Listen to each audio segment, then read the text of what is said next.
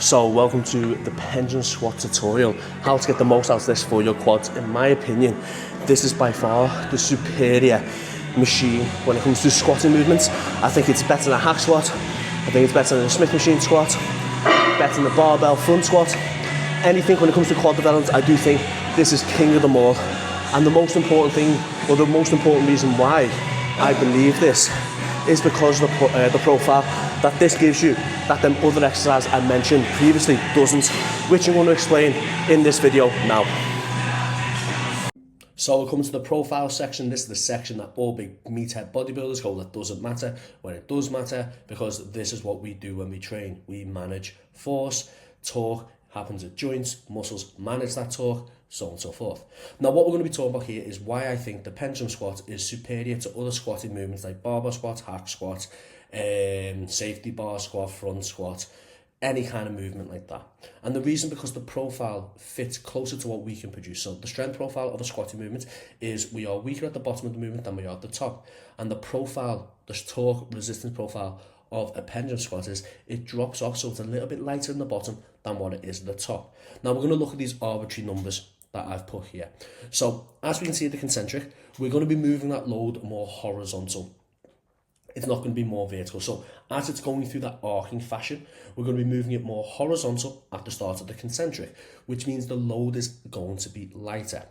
And then as we get into the top, that load's going to move more vertical, which means that load's going to be heavier. So these numbers here, 80 and 50, are just arbitrary numbers. The reason I picked 80 is because that's what I put on the machine, but it's not going to represent what I am feeling when it comes to the exercise, or what load I will be managing when it comes to the exercise. But again, we're just looking at trends. We're not looking at being precise. I'm not clever enough to work out the precise amount of load. I'm just not. But what I do love about this stuff is just figuring out the trends and trying to match things as efficiently as possible. So it's 80 kilos at the top, and then it drops down to 50. And as I just mentioned previously, which is what I'm going to discuss now, is we are weaker at the bottom of a squatting movement than we are at the top because of the stacking motion we go through. And now I'm going to show this via drawings. So we can see at the start of the squatting movement here, let me just move this a little bit further up here. So I'm probably moving, I'm pressing roughly around here. So the moment I can't get this line any smaller, is a very teeny weeny moment onto the knee joint. To a point of there's not much of a challenge at all. I can probably stand there all day.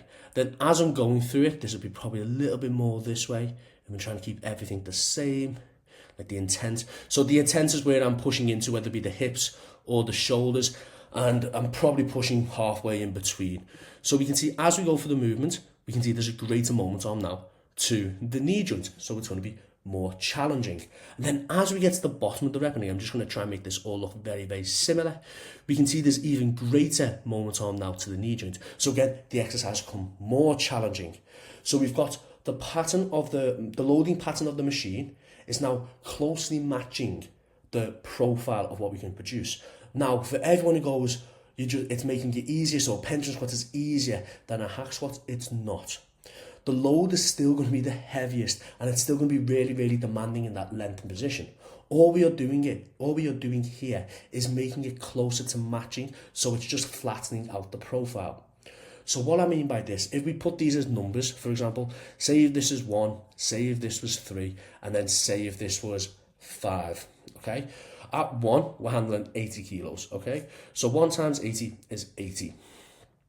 At 3, we're going to say it's 3 here, and it's going to be maybe 60 kilos. So it's going to be 3 times 60, which would be 180. And at the bottom here, as I said, it's going to be 5. It's going to be 50 kilos, as we mentioned previously. And 5 times 50 is going to be 250 kilos. Okay, now let's say it was a hack squat. So a hack squat would be the same load all the way through. At the top, you'll be handling the 80 kilos, and then you'll be handling 240 kilos, and then you'll be handling 400 kilos, if my math is correct.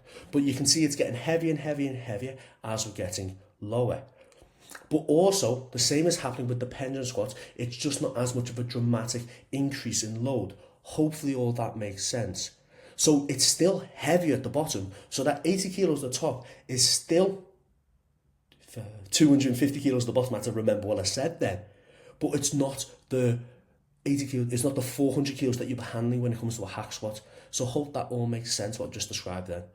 So guys, this is why I think the pendulum squat is a lot more efficient and is better for quad development because of this built-in profile than what a hack squat, what a Smith machine squat, what a free weight barbell squat, safety bar squat will give you, unless you manipulate the profile of them exercises, which then takes more time, more effort. So for me, for efficiency, because it's already got a built-in profile, this is king of all squatting movements.